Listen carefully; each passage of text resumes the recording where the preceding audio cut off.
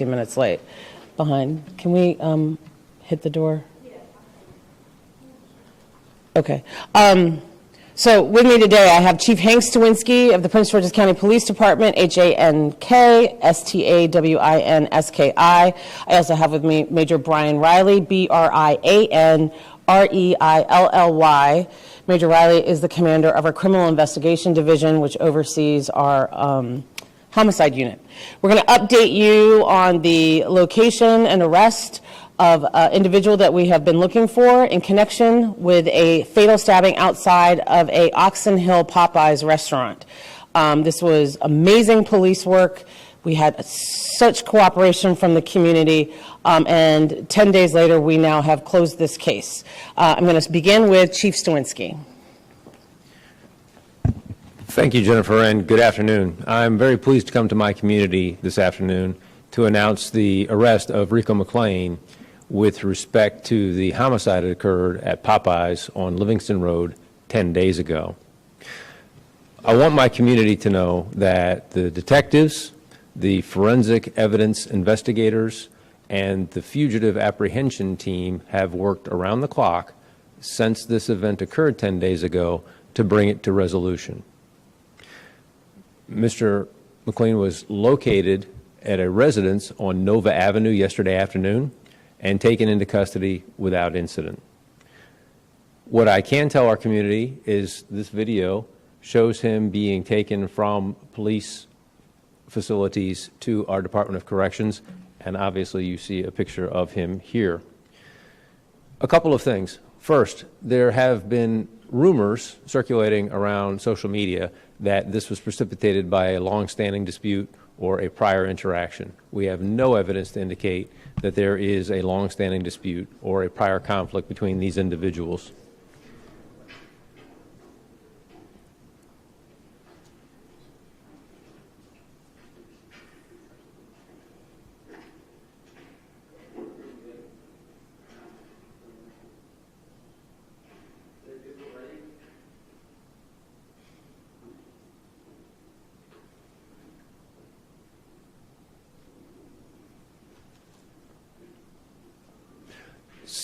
Again, for emphasis, there is nothing for my community in terms of that narrative in social media, nothing to indicate that there is a long-standing dispute between these two individuals. What I can affirm for you today is that this conflict did arise as a result of the decedent in this cutting in line at the Popeyes restaurant, and then a confrontation occurs, which over the course of several seconds then escalates into a homicide. Tragic. And it should be sobering to all of us that violence can erupt that quickly. But again, that's why for the last 10 days, the women and men of this institution have been working diligently to bring this case to a conclusion. I also want to thank our community. We, not 24 hours ago, came to the community with additional information and sought your assistance in locating this individual. You stepped forward as you always do, and you provided information. But I will say this, I am extraordinarily proud of the efforts of our detectives and our fugitive apprehension team. It was their diligent work, ultimately, that led us to Nova Avenue and to the apprehension in this case. I want to thank the support of our community.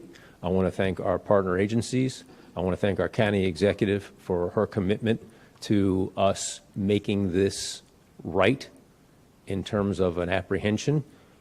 And with that, I'm going to turn it to you and ask if there's any questions I can answer for you. Was there a specific tip that came from the public that led you all to know about? Again, there were many tips from our community, and I thank you again for stepping forward, but the apprehension was as a result of the good detective work of our fugitive apprehension team. Was that his home or a friend's home or another's home? The home has no association with him. He just happened to be there yesterday and has frequented that residence, but beyond that, it was just where he happened to be when our team apprehended him. Is it a friend's home though? Again, there's no real association between him and that home. It's just where we happened to find him as a result of our investigative work. Chief, so the decedent cut in line, and there was a two-party dispute. My understanding is the decedent said, hey, let's take this outside. Is it possible that this man was I'm not going to suppose as to what his state of mind was, and I'm going to be very circumspect in my remarks about that interaction. I can't, again, affirm for the community that this was precipitated by the cutting in line, but now we have to work in conjunction with our state's attorney to ensure a good prosecution, and so all of those nuances are not something I'm prepared to discuss today. But you have made clear in your mind there's no excuse. No, sir, absolutely no excuse. And it should, again, be sobering for all of us to look at something like this and realize that deadly violence erupted, again, in 15 seconds. It's shocking, and I know my community is shocked by it. That's why I was very pleased when our investigators notified me that we had made an apprehension. That's why it's important for me to bring this message to my community today and, again, assure them that we are working diligently to ensure that these sorts of things don't happen in the future. Chief, this is a case that's made national news, and there's been lots of conversation. The narrative has been a guy killed over a chicken sandwich.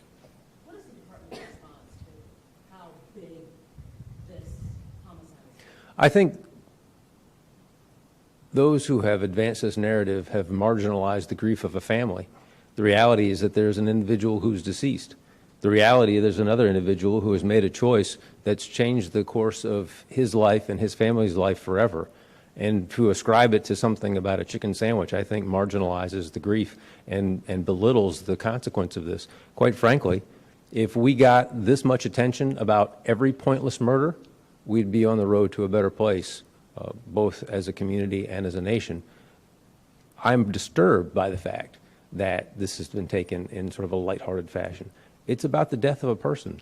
And I'm so proud of our investigators who haven't gone home, who haven't spent time with family, who have set aside their priorities to bring this to a resolution, to try to end some of that narrative that, again, I think marginalizes the genuine grief of a family over something as inconsequential as this. Chief, are people inside the house aware that he was the one being sought by your department? Again, I've tried to be clear. The house really has nothing to do with this. It just happened to be where he was when we apprehended him. That's what our fugitive team does, and that's where he was when we found him. Was there any sense that anyone was helping to hide him, harbor him? What I will say in response to that, and again, I want to be very circumspect because this is moving to prosecution. As was just pointed out, this became an international case, and I don't want to do anything to jeopardize that, certainly. But we do not expect to charge anyone else in association with these events. So your question about potential accomplices or hiding or all those sort of things, please draw your own conclusions, but we don't expect to place any additional charges with respect to this matter as of today. If that changes, you and my community know that you'll find me right here informing you of that change. Was the house abandoned? The house was not abandoned. Chief, can you comment on the dog attack last night and what your officers did when they responded to the house? Well, my officers saved the life, and that's what these women and men do day in and day out. They responded to a call that, thankfully, and again, I have to thank my community, they heard a person who appeared to be in distress. They called 911. So again, folks, please call us. We'd rather you call us and there not be anything than not. We responded quickly. We found this woman on the ground being attacked viciously by two very large dogs. What I will say, and I want to thank Chief Taylor and our animal control component, they're standing by for additional inquiries because this is properly within their purview, but those officers reacted quickly. They tried to move those dogs away. They weren't going to respond. One officer fired and killed a dog. The other officer fired, we believed, shot that dog. It got the dog off of this woman. That was the key, right? It turns out today we have now found that dog. That dog was not shot, but my officers stepped forward quickly. They were in equal physical danger to this woman because of the nature of this attack. And they didn't bat an eye, and they saved her life. Now, she's gotten grievous injuries, and I understand that she's still in critical condition, and I'm hoping that she recovers. But at the end of the day, those officers must be commended for their quick action. And the dogs came after the officers? Yeah. So again, also apply to tourniquet. thank you. The dogs were in the process of this attack and were completely involved in that. They became aware of the officers, and at that point, yes, the officers were also in jeopardy, but the injuries to this woman, and again, I was there last night, many of you know this, were such that it was clear she was in real danger of dying if that attack wasn't stopped. Once they had shot the one dog and killed it and scared the other one away, they immediately, again, applied our tourniquets and our life-saving measures in those med packs that I've talked about so many times. But again, that's where our Prince George's County police officers saved the life. We've saved lives before, but I also want to take a moment, I have to take a moment and thank Chief Green and the women and men of our fire EMS department. Their quick response, they were able to stabilize her and get her to one local hospital, and then those medical professionals that I'm very proud of here in Prince George's County got her to a secondary hospital so that she has a fighting chance at surviving this. You know her condition right now? Again, my understanding is that she is in very serious critical condition, but my understanding is she's stable. And beyond that, you know, I don't want to comment. I don't want to harm her privacy, but we're praying for her. And my thanks again goes out to those two officers who reacted quickly, took care of stopping the attack, took care of immediate medical aid, and then our fire EMS department swinging into action and getting her to the physicians that could treat her further. Were these her dogs or dogs that she was watching? So Chief Taylor is standing by to answer questions about that, and I'll defer to my colleague in that matter. Any other questions? All right, thank you all very much. Thanks very much. I do appreciate everybody's patience. I was away when I was called back for this, but it's very important to me, and that's why there was a brief delay. I apologize. Chief, I'm sorry, one more question about the Popeyes incident. I didn't have a chance to read the block. The individual that we interrogated last night placed himself at the scene and corroborated the account that we have on video. Charges have been placed, and we are working now with our state's attorney to prosecute that individual for this homicide. Thank you, everybody. The question, Brad, that you asked earlier about the, I guess this notion of self-defense. Major Riley, yes. He's been charged with first-degree murder. This was captured on video. So without giving up too many details, I don't know if you want to add to that or not, there's a reason why he's been charged with first-degree murder and not something else, is what I can say to that. Does that help? Okay, good. You good? Do you want to say anything else on that? What's that? Yeah, at this moment. All right, thank you. Thanks, guys. We'll play this one more time if you need it. You do have the link on the blog. Does anybody else have any other questions?